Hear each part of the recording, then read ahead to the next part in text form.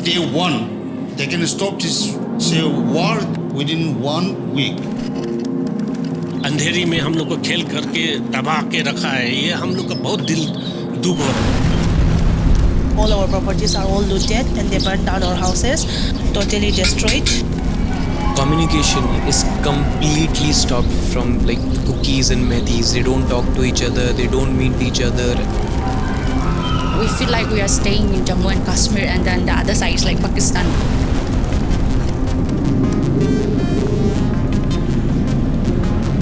और जिस व्यक्ति को कॉल कर रही है वह उत्तर नहीं दे रही है।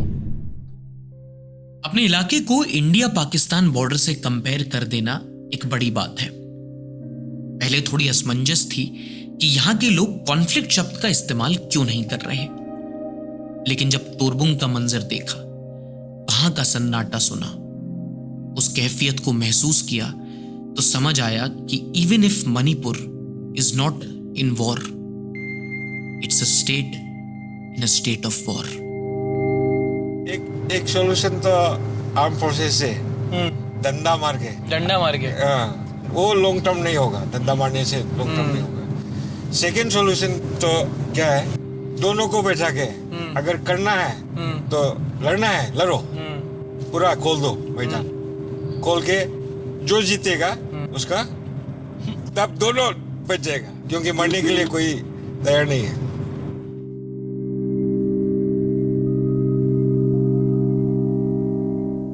तो चौचानपुर के रास्ते में कुकीज़ ने ये छोटा सा रिमेम्बरेंस स्पॉट बनाया है। अक्सर होता क्या है कि वायलेंस में जो लोगों की जान जाती है वो बाकी लोगों के लिए बस एक नंबर बन के रह जाते हैं। आज 20 लोगों की जान गई, 30 लोगों की जान गई, कुल मिला के 117 लोगों की जान गई। पर वो जो नंबर भी होता है ना, उसके पीछे एक कहानी होती है, ज़िंदगी होती है, लोग होते हैं वो, और ये उन्हीं कुछ लोगों के नाम हैं। एम मुआन सांग, केम्बिन, संगजोग लुपेंग, चिंगोइम, मैं इनके नाम भी पढ़ नहीं पा रहा, पर ये भी कुछ ही वक्त पहले एक हंसती खेलती जिंदगियां थी। कुछ महिलाएं हैं, कुछ बच्चे हैं, कुछ बुजुर्ग लोग हैं, अभी हमारे बीच है नहीं।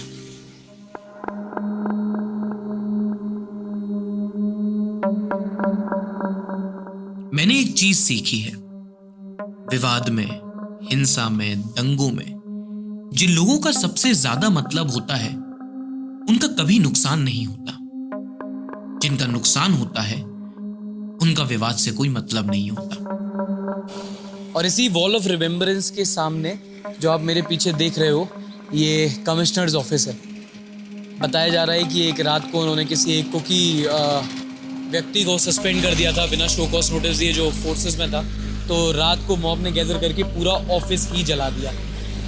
तो यहाँ पर ये हाल है, ना सिर्फ घर, ना सिर्फ दुकानें, बल्कि सरकारी ऑफिसेस भी ऐसे जले हुए, बंद पड़े हुए हैं। और हम लोग को बताया जा रहा है कि अरे नॉर्मलसी रिटर्न हो गई, दिस इज नॉर्मल, ये that is normal, this is normal.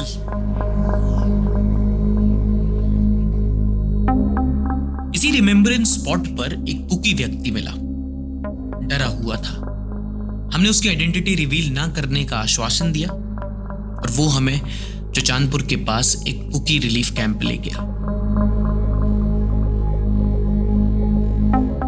चौचानपुर में एक वक्त के लिए लॉकडाउन वाले दिन याद आ गए। याद है when abnormal becomes the new normal, जब चलता हुआ शहर भी मरा हुआ शहर लगता है। बंद मार्केट में कुछ खुली दुकानें, लोग तो हैं पर उनके चेहरे पे शक और आंखों में डर भी है। एक इंटरेस्टिंग चीज नोटिस की कि वहां हर दूसरी दीवार पर जोलैंड, जोगम या कुकी लैंड ये सब लिखा गया है। तो ये है ट्राइबल डोमिनेटेड चौचानपुर। यहाँ पे ज्यादातर कुकीज रहते हैं। आज संडे है तो ज्यादातर दुकानें आपको बंद दिखेंगी, क्योंकि क्रिश्चियन कम्युनिटी है तो वो चर्चेस जाते हैं। लेकिन जितनी भी आपको शटर्स दिखेंगी, आपको वहाँ पे ट्राइबल, कुकी लैंड, जोलैंड, जोगम दिखेगा। They are tribals here, mostly Kukis, and they are trying very hard to establish their identity. उनको अपना अलग एक स्टेट चाहिए कि मैतेइस जो हैं वो उनको अपने साथ रखना नहीं चाहते, ना वो उनके साथ रहना चाहते हैं। तो अपनी आइडेंटिटी प्रोटेक्ट करने के लिए अलग राज्य या फिर यूटी विथ लेजिस्लेचर, जिसको वो कहना चाहते हैं Kuki land.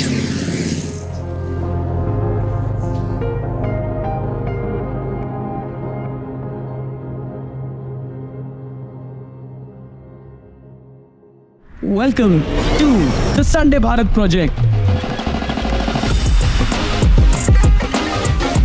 24 states in 2024. This is a journey to understand India. और इसके थ्रू देश का जो भी लेखा जोखा है वो 2024 इलेक्शन के पहले आप तक लाने की कोशिश कर रहे हैं।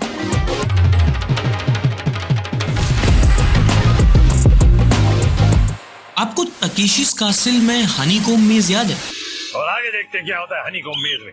सीटी बजी और सिट्टी गुल, कमाल है यार। बरेली का बांस जापान में। एक दरवाजे में घुसो तो 2 और दरवाजे मिल जाते थे। कुकीज और मैतेइस के बीच का कॉन्फ्लिक्ट भी कुछ ऐसा ही है। जितना पढ़ोगे उतना कंफ्यूज हो जाओगे। मैतेइस कहते हैं कि पहाड़ों में रहने वाले कुकीज ज्यादातर म्यांमार से आए हुए रेफ्यूजीज हैं और वहीं के ड्रग लॉर्ड्स के दम पर इनका उग्रवाद चलता है। मैतेइस की डिमांड है ट्राइबल स्टेटस और इक्वालिटी। वहीं कुकीज का कहना है कि अफीम के कारोबार में मैतेइस भी बराबर के हिस्सेदार हैं और ऊपर से उनको पॉलिटिकल और स्टेट सपोर्ट भी है, जिसके दम पर वो कुकीज से डिस्क्रिमिनेट करते हैं। इसीलिए इनकी डिमांड है एक सेपरेट स्टेट, एक अलग एडमिनिस्ट्रेशन, कुकी लैंड। शुजानपुर से होकर हम पास में बसे हुए एक कुकी रिलीफ कैंप पहुंचते हैं।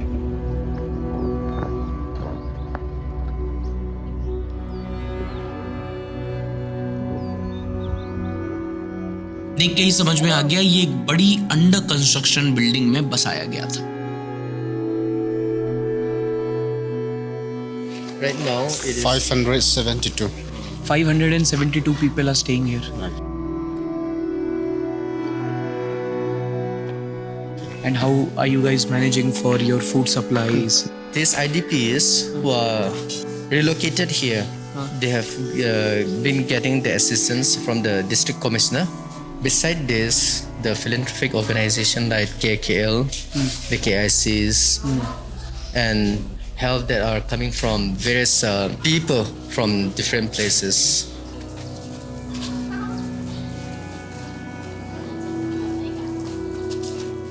The main problem that the IDPs who are relocated are facing is the needs of these young children. Yes. Because they don't have these diapers. Yes. As required. So this have to be changed every day. So quantity which is given by the district commissioner regarding this needs for these children are not sufficient.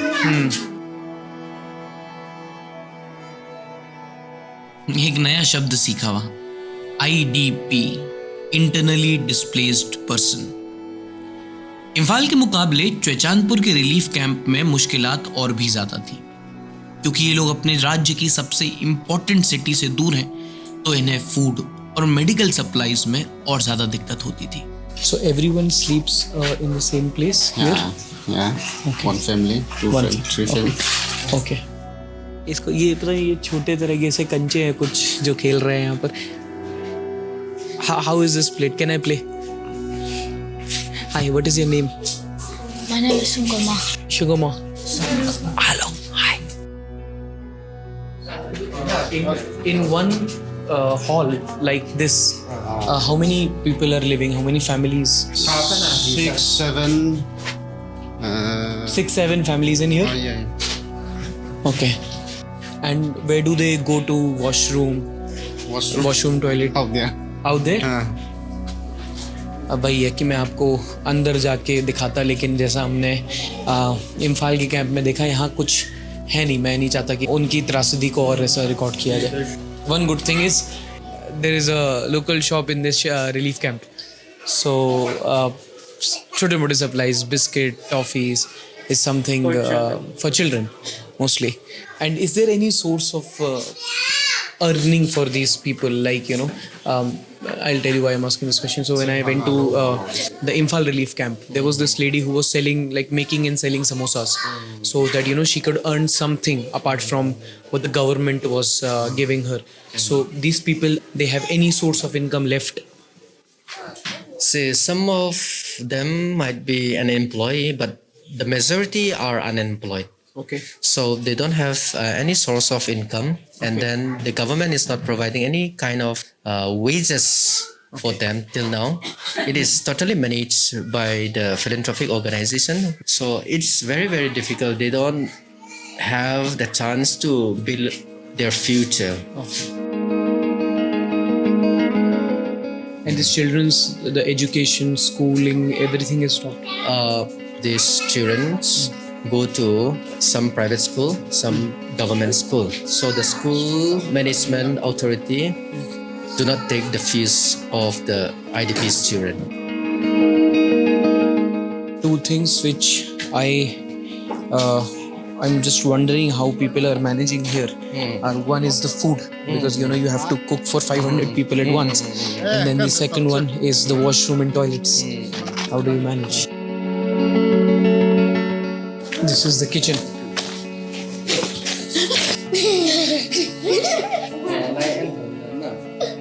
देखो कितना हंस गई.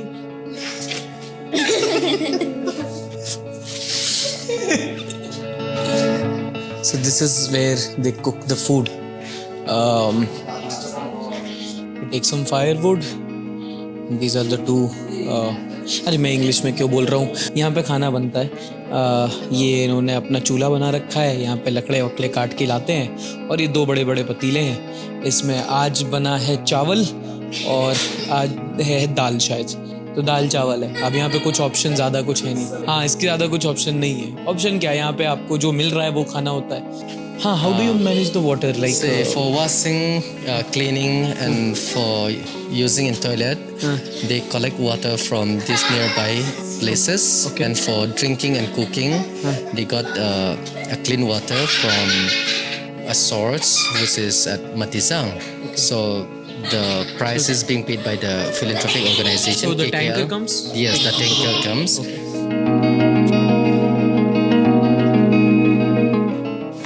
So this is just one tent?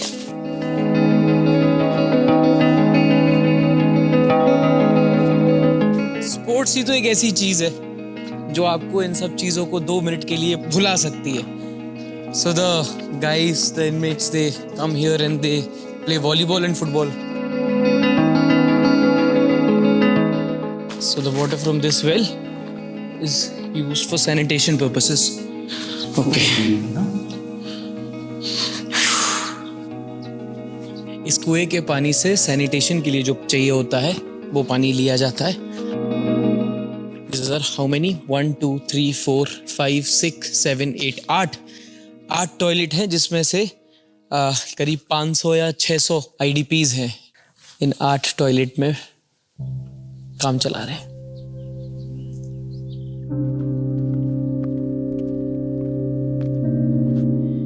एक और relief camp.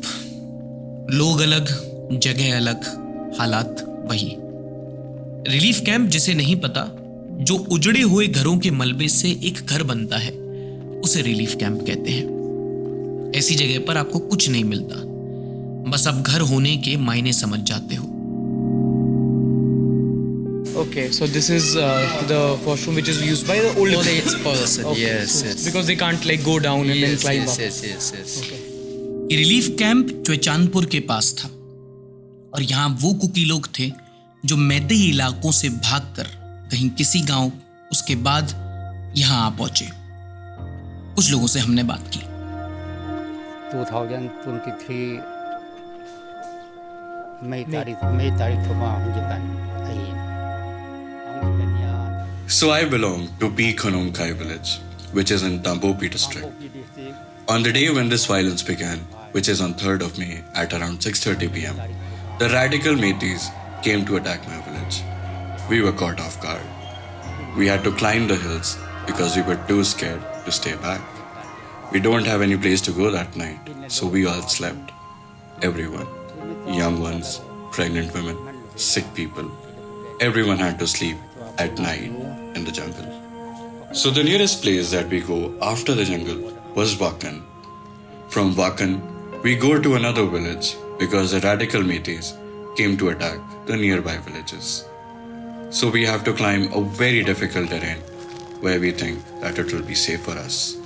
So the next village that we go was Langkhong village. And after staying there for like 2 months, we came towards Churachandpur. There we were given a lunch, and after that we were asked to go to a Saltbrook school. We stayed there as IDPs in Saltbrook school till the first week of January 2024. And after that, Deep Highland Village, Kuki Christian Church. We were given a place to stay there for 2 months. After that, we came to this present location, and we have been staying here till today. Most of your relief materials, most of your food supplies and other services, they come via Mizoram. Some are coming via Mizoram, but those which are provided by the central government all have to come through Imphal. Most of the funds, most of the essential committees are blocked by the Meitei public when they are supposed to come from Imphal. Because on the way, the Meira Paibis and the Meitei mobs block those vehicles. There's so much of security. I mean, there are so much of army men who are standing there. If they like escort the relief supplies with proper security, I don't think any mob in this entire state is equipped enough to fight with the security forces of the central government. That is general thinking, but practically that is not possible, because when the mobs are much larger in number compared to the security forces, the strength is not enough to escort all those essential things to places which they are meant to be. And then the security forces do not want to cause harm to the public. और भी लोग मिले।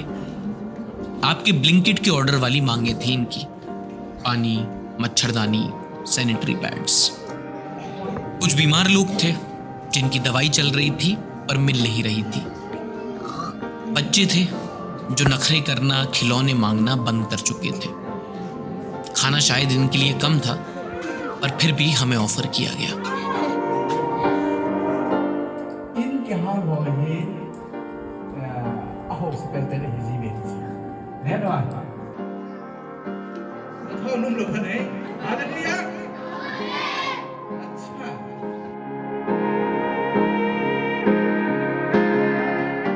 What I want to convey to the nation and to the citizens of this great country, how long the central government have to let us stay here in this relief camp without their providence, without their help. And being a citizens of this nation, why the central government is not taking any kind of action to relocate us or to give us a safe shelter. So we want to request the central government to provide us assistance as quick as possible and put us and place us in a safe place where we can consider a home.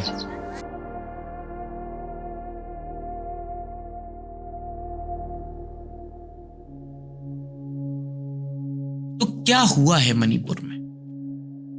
Tribal conflict, miss information, narco terrorism, state sponsored violence. क्या नया बता दूंगा मैं, क्या नया सुन लोगे आप?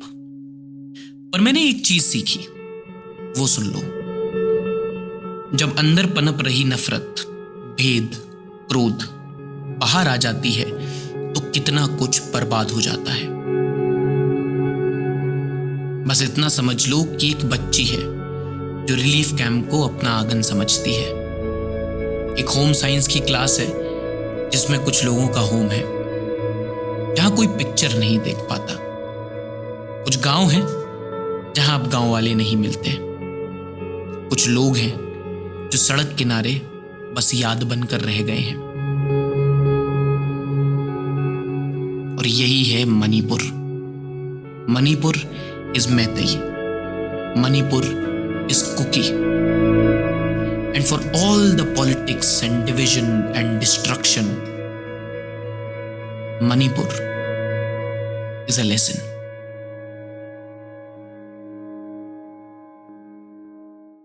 Guys, thank you so much for watching this video. अगर आपने अभी तक मणिपुर डॉक्यूमेंट्री सीरीज की बाकी 2 वीडियोस नहीं देखी हैं तो वो बहुत इंपॉर्टेंट है, कनेक्टेड है, वो दोनों यहाँ रहेंगी। अगर देख ली हैं तो just wanted to thank everyone for making the channel hit 1 million subscribers. बहुत सपोर्ट किया है आप लोगों ने, and this was a gift from my side, from my team side to you, कि कहाँ से शुरू किए थे और आज 1 मिलियन अपनी स्पेशल वीडियो, एक डॉक्यूमेंट्री है जो बड़ी मुश्किलातों के बाद भी बना के सामने रखी है। तो thank you so much for supporting. आगे भी और ऐसी संडे भारत की डॉक्यूमेंट्रीज बनाते रहेंगे। उसके लिए प्लीज़ अगर अभी तक चैनल को सब्सक्राइब नहीं किया तो चलो जर्नी में साथ में जुड़ जाओ, hit the subscribe button. Thank you so much again.